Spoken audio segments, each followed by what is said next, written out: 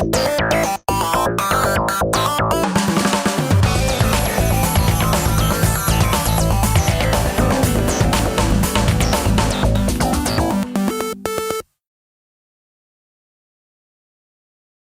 how you doing? Dan Davey with the Cinema Source. Hugh, it's so rare that an individual character can become kind of bigger than the movie that he started in. And I can't even think of a corollary besides Wolverine that's done that. How that can jump from movie to movie and show up in great kind of unexpected places sometimes. What's your impression of the character, and can you ever see leaving him? He's so perfect for you. Well, I think, thank you, but I think you're slightly exaggerating, and around about Memorial Day next year, you'll see that you're slightly exaggerating, because the X-Men movies are beloved all around the world. And actually, if you go back to the comic book series, the Wolverine sort of spin-offs are very, very popular. But the X-Men series has always been kind of the foundation. I think what X-Men did, and Wolverine's a great example of it, is invent a way to make superheroes human, complex, flawed, interesting. That's why they're played by so many interesting and different actors. That's why so many great directors take them on, because there's an opportunity for something very, very human as well as something spectacular. When I grew up, I loved Mad Max. I loved Dirty Harry. I couldn't get enough of them, right? Because that's who I thought was cool. That's who I wish I was like. And in a way, I think Wolverine fills that kind of archetype. He's a bit of an anti-hero. Deep down, he's a good guy, but he's never a nice guy. And he's conflicted, and he is, in a way, flawed. But at the same time, he's just the last person you want to piss off. And there's something really cool about that. Awesome. Thank you. Next question. Hey guys, I'm Erin with Clever Movies. And speaking of Wolverine being able to be so versatile, I'm curious as to how the Wolverine storyline will kind of come into play in Days of Future Past and the X-Men franchise. Why don't you answer that, Lauren, seeing as you're a producer of both? Do you want to answer that? So I don't get in trouble for giving anything away? It's hard to say. All the characters are intertwined. And I'm just hesitating because, I don't want to spoil the movie for you when it comes out next year. So all I can say is that Wolverine plays a very integral part in the movie. And I know that's vague, but you'll have to go see it. And also, if you stay to the end of the Wolverine, you see a great teaser for Days of Future Past. But it's fair to say, Wolverine, as he leaves, the character you see at the end of the Wolverine is very much the character who enters Days of Future Past, which, by the way, is a very different character to the beginning of the Wolverine. So it's quite a journey. Fantastic, thank you. Joe, you have a question? Joe McCabe, Total Film. Lauren, this is a question for you. And in doing this film, which is based on one of the seminal 80s superhero comics, I was just wondering if that gave you sort of a renewed appreciation for, that lean storytelling that was so strong, in Claremont Burns' graphic novel, or Claremont Miller's graphic novel, rather, and if we'll see in X-Men Days of Future Past that continue in the sense of, adherence to that really meaty storytelling that they had.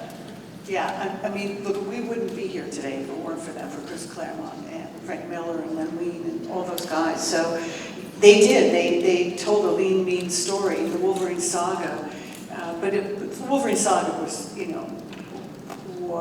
too large in a sense to sort of condense, so we just picked a part of it. What's interesting is once you get into the Days of Future Past with so many versions of reality, in the comic of the past and the future, and intercutting between those stories. And the way they told the story, they ratcheted up the tension in both the present and the future. Or at that time it was the present and the future. Were it not for them actually building original characters with flaws and conflict and grounding them in reality, we would not have made any of these X-Men movies. But because these characters were so real to all of the comic fans, they were easy to bring to life and to attract great actors and directors. Thank you. Hi, I'm Diane with Studio System News.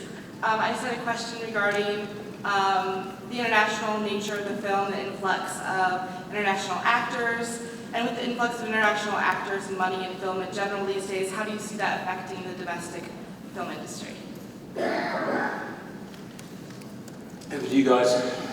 Yeah, I mean, it is now an international business, and I'll toss some of this to Hutch too, but it is an international business. It used to be years ago when I started making movies, it was, you worried about your domestic gross, and maybe, 10 years in, so I started actually I won't tell you when I started, but by the 90s, you were started to be concerned about, maybe you should have a French character, or an Italian character, or a Chinese character. Now it's very international. It's you can do not so well domestically and huge internationally and have a great big head. Hutch has seen a lot of this transpire too, so I'm curious to see what he'll say. Yeah, I mean, I think Lauren's right that today's movie market is a world market, right? And it's no longer a domestic-centric thinking either at any of the studios or, frankly, on behalf of filmmakers. You have to look at it in terms of a global audience. This comic and this particular story, and one that was championed so heavily by Lauren, calls up and asks us to go to Japan. And I think, interestingly, in times past, that might have felt challenging. I think in today's market, it felt like an opportunity to take the audience to a world, to take the characters to a world that we've never seen, that we really haven't seen depicted this way.